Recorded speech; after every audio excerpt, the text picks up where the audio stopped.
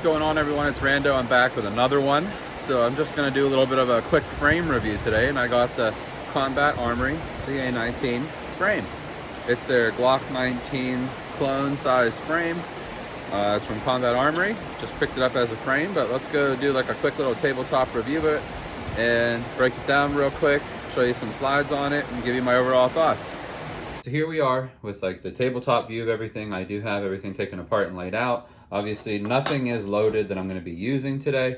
I'm going to be putting some slides on it just to show you some, like, you know, pretty much how I would run this. So if we're looking at it here, you see the basic frame.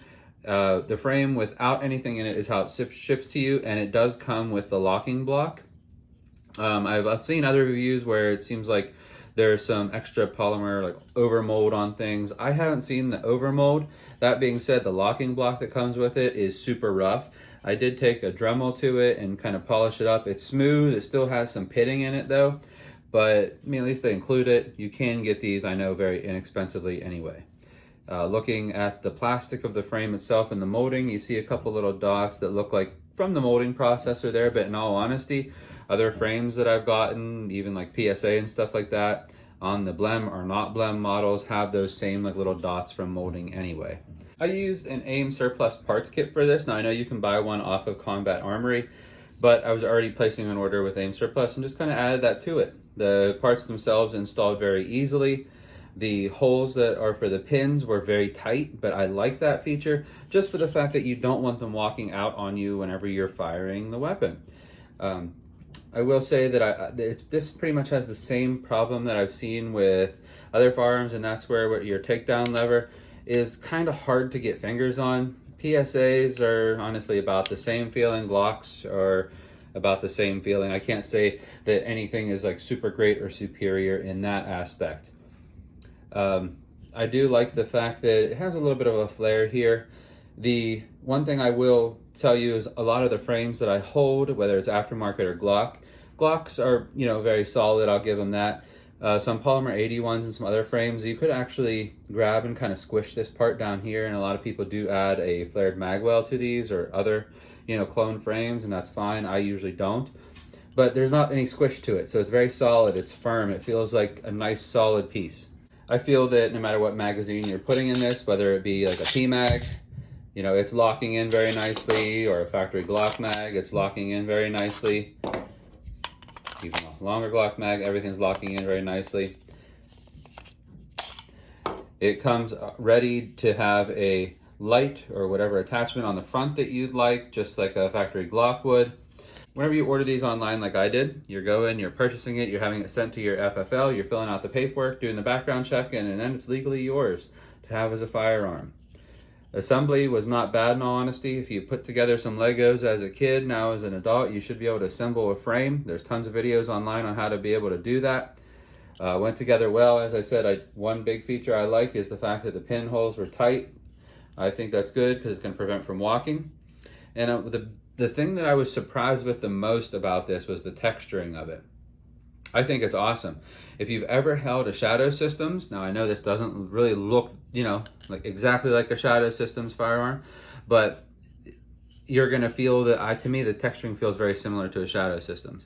One thing that Combat Armory did, which other makes, you know, and models of these, as far as clones go, like they really don't do right away, is they're putting this little ledge here. To me, getting like a finger on, you know, that ledge, or whenever you're actually holding the firearm, having somewhere to rest the thumb that has some texture is super nice. I was super shocked about that. Now let's throw some slides on it so you can see what it looks like. With the PSA dagger slide, obviously there's still nothing in it as usual because we're, you know, we're running empty today. This isn't a video about firing, this is just showing. It fits on perfectly, in all honesty. I'm gonna pull the trigger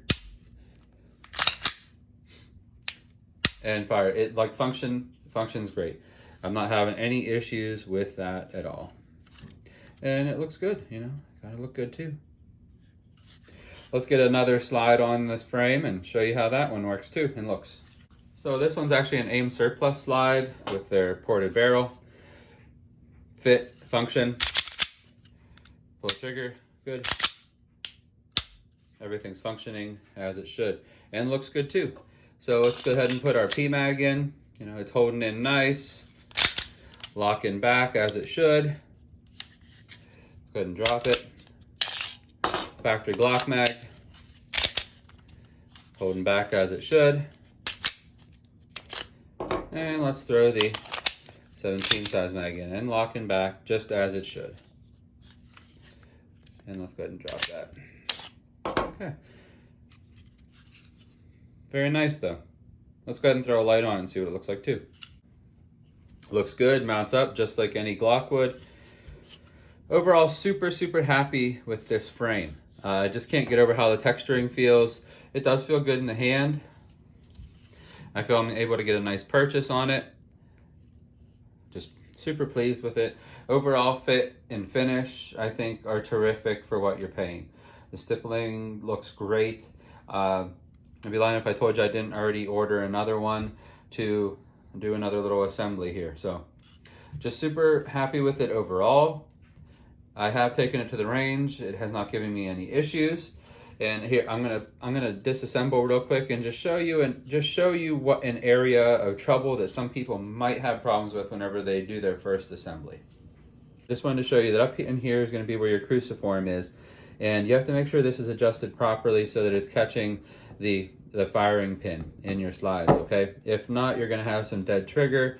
It's going to have some misfire type things whenever you rack it, going to reset, it's going to kind of send off again. So anytime you're assembling, just make sure that you read good instructions or watch a good video on how to do adjustments. The biggest thing that you can do whenever you're trying to get into assembly of any frames or firearms is just doing it the right and safe way. Make sure that you're putting everything together as it should be. There's tons of videos out there on how to do it properly. If you're confused, please watch them. I'd be lying to you if I didn't say that I watched videos in the past too to help me do everything safely. So please take advantage of the tools that are in front of you to do things properly and make sure that you're safe with everything that you're doing, okay?